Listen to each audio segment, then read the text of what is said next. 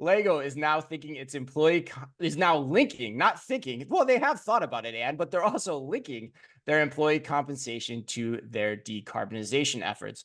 According to ESG Dive, who knew that even existed until this week? There's an ESG Dive, Anne. The Lego Group will tie part of its salaried employees' bonuses to its annual carbon footprint beginning this year. While the performance metric is primarily based on direct emissions, which are Scope 1 and Scope 2, the company said it aims to expand it over time to include Scope 3 as well. The Danish toy maker unveiled a new key performance indicator to measure emissions generated from its direct operations and business travel, which is also a Scope 3 category, and compare it to the amount of toy bricks manufactured in the same period. Lego said the comparison allows it to attain a measurable, quote, carbon intensity metric, end quote, that can be tracked over time. Truett, back to you. Question: what do you think of Lego's decision here? And more importantly, how would you advise other retailers to put similar teeth behind their own ESG efforts? The So hardest it's question a of the day. very interesting question, and I'm honestly very mixed on it. Are you? There's a very cynical side that of me that basically says, okay, this is not a PR ploy, but something that is ultimately used to garner attention for their ESG program. I will say on the flip side, this is I looked at the Lego values earlier today, and it was very interesting. But this is one of the promises in their vision, is planet and zero carbon emission. At the end of the day, they produce plastic products, and plastic is carbon. And so I do applaud the efforts in terms of, if you are interested in environmental impact, given the nature of your product, to do something about it.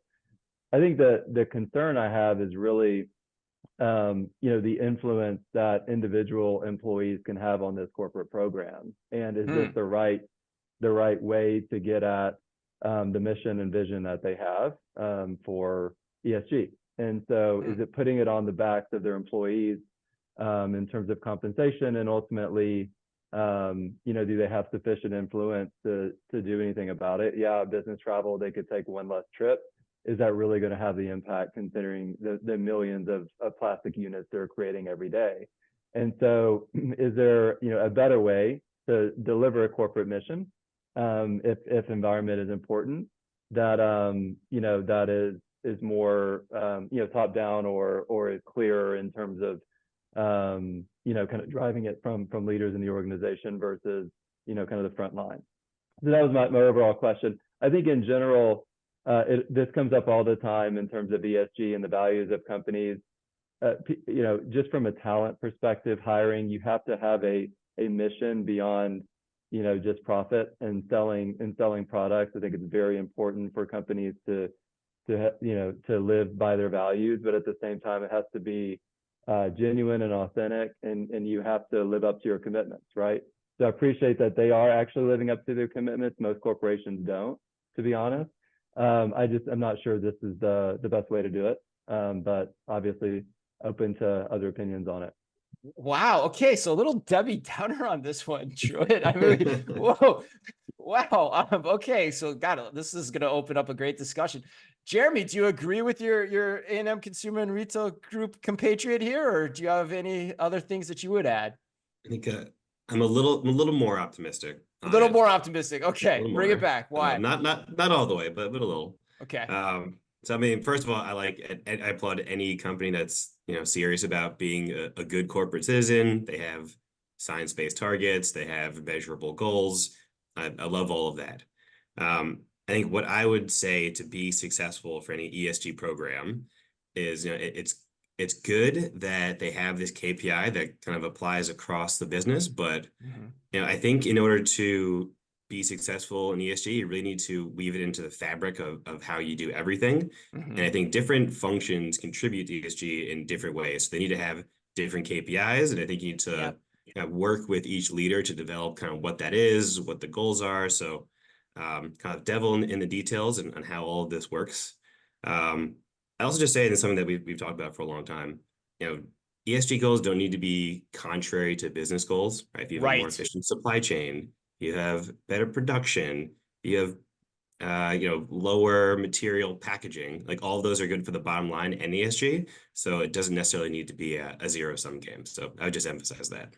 I 100% agree with that. I think, and that's the point that I liked about this article too, and that feels like Lego's doing what you just said. And they're doing it in an idea that I'd never thought about, which is tying my compensation directly to how much I travel as an employee. Like, like I got to thinking about it last night. I was like, how many store trips did I need to make as a district manager, or how many, conference trips did I need to make, or trade show trips did I need to make? And so, by making this your first start in that effort, then it makes it really hard for the employees to complain about travel budgets being decreased. And then you get the kind of net win-win for both the environment and the company's income statement from that approach too. And it forces your employees to be smarter about where they're spending their time and the impact that they are potentially having on the environment. So I like that as a first move. And what do you think though?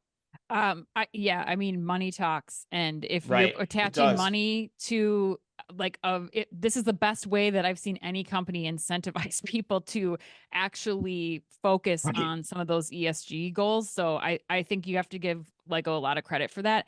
I do agree with what Jeremy was saying earlier, though. They have to continue to clearly define what employee expectations are to help achieve these goals. It can't just be this lofty, like, don't travel as much or think about it. It's like start to really address what people are doing to bring bring sustainability goals into the fore, and then encourage other ways for people to be able to do that. I don't think you can just leave it to people to do on their own. And the last thing that I think that this is doing that I think is so important as we start to see more and more people coming into the workforce who are not focused as much on pay, but who are focused on culture. This is a key component of ensuring that you are giving people, even if they're Right. in charge of like plastics manufacturing at Lego, that they have a purpose to their job. And the purpose is to be a good corporate citizen, like Jeremy and Truett were saying. That's a great point. Jeremy, what do you think? You got anything else you want to Yeah. add here? Yeah, just to kind of emphasize the challenges of continuously measuring these things, right? Because if it's too easy of a goal, then it doesn't really change behavior. If it's too difficult of a goal, then you can risk frustrating employees. So you really have to strike a balance and Right. kind of how you set the bar for these things.